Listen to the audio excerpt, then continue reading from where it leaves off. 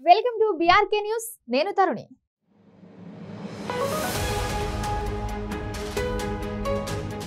Pahalgam ఉగ్రదాడితో India పాక్ల మధ్య యుద్ధ మేఘాలు కమ్ముకొస్తున్నాయి.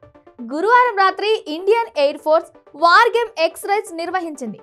పర్వతాలు భూతాల లక్ష్యాలను దాడి చేసే సామర్థ్యాలపై దృష్టి పెట్టింది. ఈ ఎక్స్రైజ్ లో రఫేల్ యుద్ధ విమానాలు పాల్గొన్నాయి. పహల్గామ్ ఉగ్రదాడితో ఇండియా పాక్ల మధ్య యుద్ధ మేఘాలు కమ్ముకొస్తున్నాయి. గురువారం రాత్రి ఇండియన్ ఎయిర్ ఫోర్స్ వార్గేమ్ ఎక్స్రైజ్ నిర్వహించింది. పర్వతాలు భూతాల లక్ష్యాలను దాడి చేసే సామర్థ్యాలపై దృష్టి పెట్టింది. ఈ ఎక్స్రైజ్ లో రాఫేల్ యుద్ధ విమానాలు పాల్గొన్నాయి. భారత్ యుద్ధానికి వస్తే తాము అన్ని రకాలుగా సిద్ధంగా ఉన్నామని పాక్ రక్షణ మంత్రి ఖ్వాజా ఆసిఫ్ అన్నారు. ప్రస్తుత పరిస్థితి చూస్తుంటే యుద్ధం తప్పేలా లేదని వ్యాఖ్యలు చేశారు. కాశ్మీర్ లో జరిగిన ఉగ్రదాడికి తమకు ఎటువంటి సంబంధం లేదని చెబుతున్నా భారత్ వినడం లేదని ఆయన ఆరోపించారు. స్కై న్యూస్ తో మాట్లాడుతూ పాక్ లో లష్కరే తోయిబా సంస్థ ఎప్పుడో నిర్వీర్యం అయిపోయిందని, అసలు ఉగ్రవాదానికి అందరికంటే తామే ఎక్కువ బలవుతున్నామని చెప్పుకొచ్చారు. కానీ ఆ మాట ఎవరు వినడం లేదని అన్నారు. ఇక పంజాబ్ లోని అంబాలా, పశ్చిమ బెంగాల్ హషిమారాలో వైమానిక దళం 2 రాఫేల్ స్క్వాడర్లను మోహరించింది. ఇందులో లాంగ్ రేంజ్ అటాక్, శత్రు స్థావరాలపైన దాడులు వంటి వాటిని నిర్వహించాయి. ఎయిర్ ఫోర్స్ కు చెందిన కీలక ఆస్తులు పలు వైమానిక స్థావరాల నుంచి తూర్పు వైపుగా తరలించినట్లు తెలుస్తుంది. పహల్గామ్ లో దాడి చేసిన ఉగ్రవాదులు తాము లష్కరే తోయిబా నుంచి వచ్చామని స్వయంగా ఒప్పుకున్నారు. కానీ పాక్ డిఫెన్స్ మినిస్టర్ మాత్రం అదేం లేదని బకాయించారు. అసలు పాకిస్తాన్ లో ఉగ్రవాదమే లేదంటూ వాదించారు.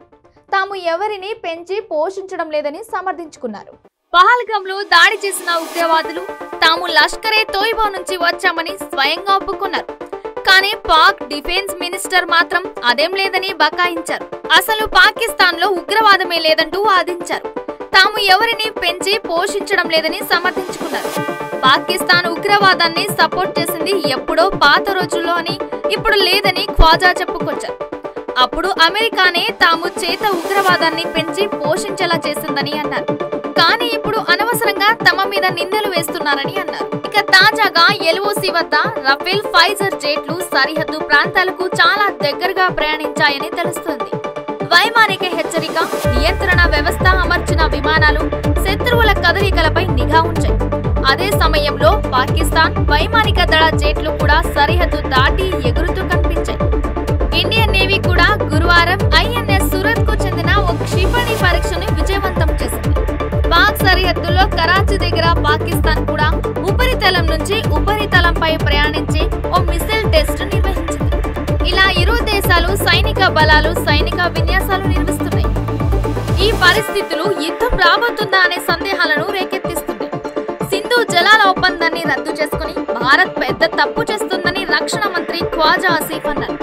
వరల్డ్ బ్యాంక్ మధ్యవర్తిత్వంతో కుదిరిన ఒప్పందం ఇప్పుడు అది లేకుండా ఏకపక్షంగా ఎలా రద్దు చేస్తారని అడిగారు.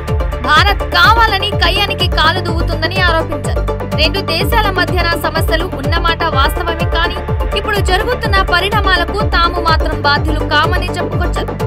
భారతదేశం యుద్ధానికి సంబంధించి ఏ చొరవ తీసుకున్నా అందుకు తాము సిద్ధంగానే ఉన్నామని ఖ్వాజా చెప్పారు. కానీ 2 అణు సామర్థ్యం గల దేశాల మధ్య యుద్ధం వస్తే అది ప్రపంచానికే ప్రమాదమని ఆయన హెచ్చరించారు. చర్చలకు తాము సిద్ధంగానే ఉన్నాము, భారత్ కూడా దీనికి సమ్మతిస్తే బాగుంటుందని రక్షణ మంత్రి అభిప్రాయాన్ని వ్యక్తపరిచారు.